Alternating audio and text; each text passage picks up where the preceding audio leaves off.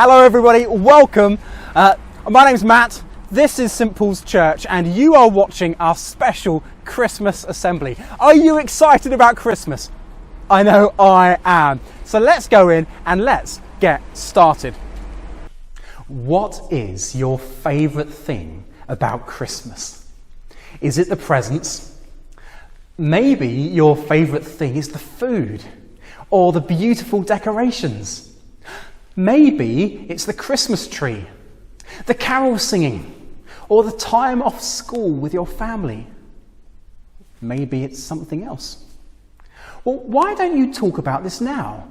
Ask someone near you, what is your favourite thing about Christmas? Maybe your teacher would like to pause the video here, maybe for 30 seconds or so that you can talk about it.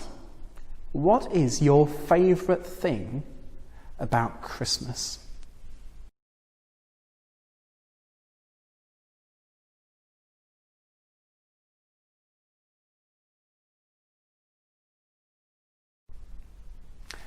I love Christmas. I love pretty much everything about Christmas, especially the Christmas dinner. Oh yes, I love Christmas dinner.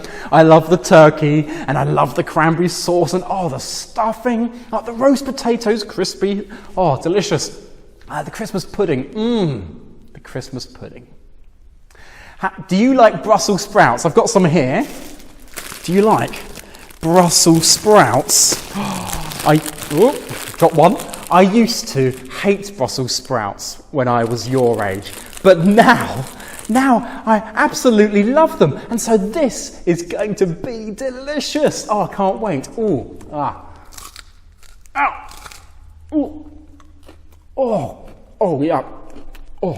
I should probably have cooked it first.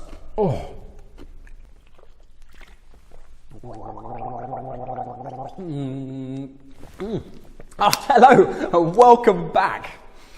Christmas is brilliant, but there are lots of ways it can go very wrong. For example, your turkey, it might not fit in the oven. Your Christmas tree, it might fall over. Your dog might start eating your presents. The virus might spoil lots of your fun plans. Well, today we're thinking about the true Christmas story, the one about Jesus' birth, the one from the Bible.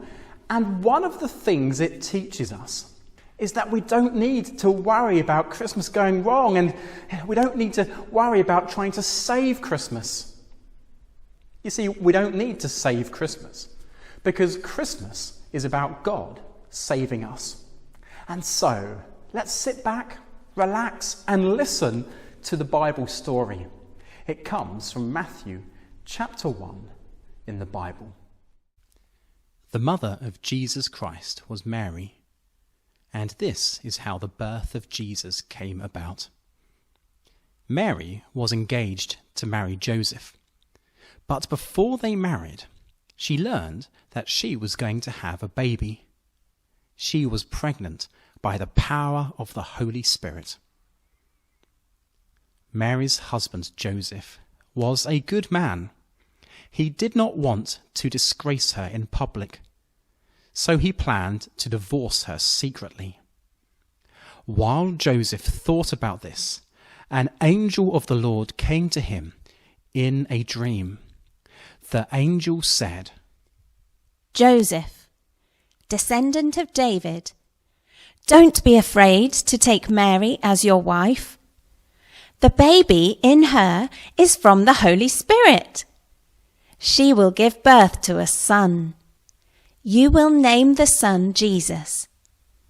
Give him that name because he will save his people from their sins."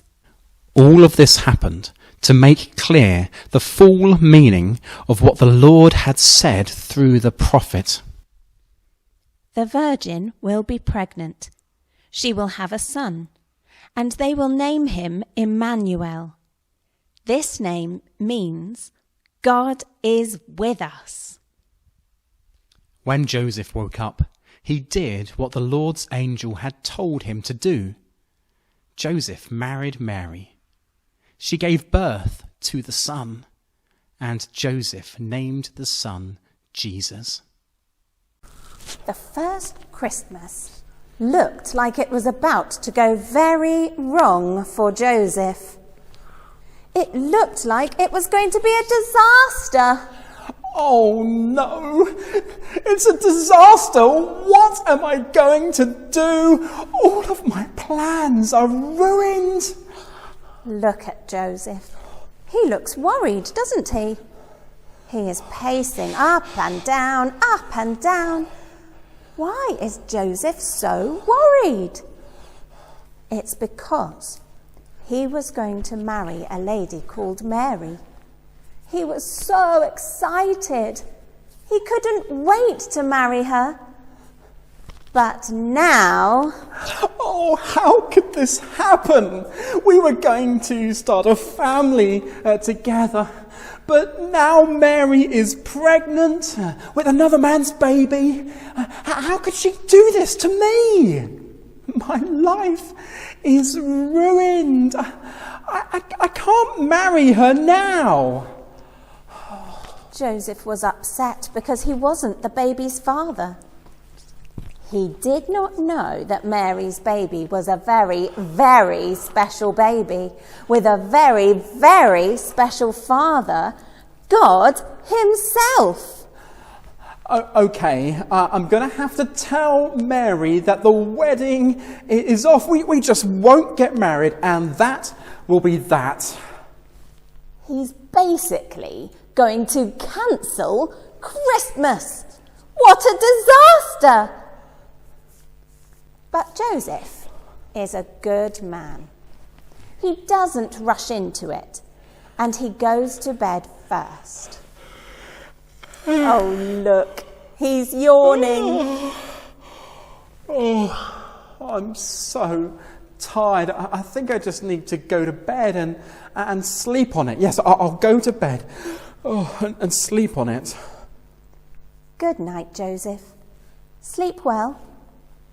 Huh? What was that? Did someone say something? Oh, I don't know. I'm just so tired. I need to go to bed. Joseph is asleep, and he is having a strange dream. What's that?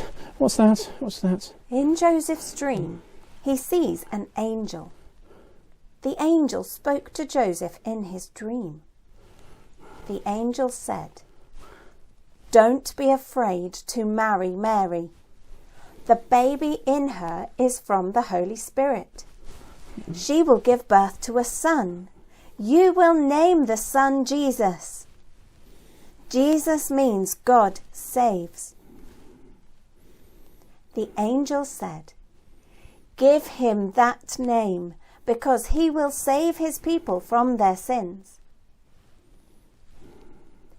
All of this happened because hundreds of years earlier, God made a promise. A great, big, humongous promise.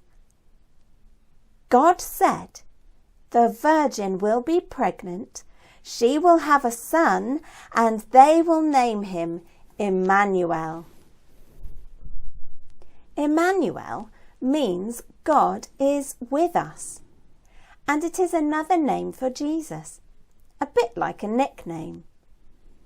It's a good name for Jesus because he is God and he came to be with us. When Joseph woke up, he knew what he needed to do. I know what I need to do. I need to marry Mary because the baby in her tummy is from God. So Joseph married Mary, and they called the baby Jesus. Now, do you remember what the name Jesus means?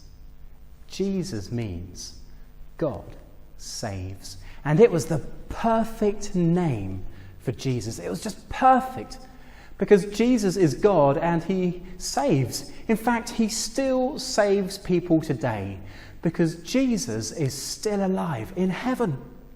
And he can save us. He can save us from ourselves. He can save us from all the bad things we've done. He can make us God's friends. He can even save us from death and give us life after death with him in heaven. And Jesus will, if we ask him to.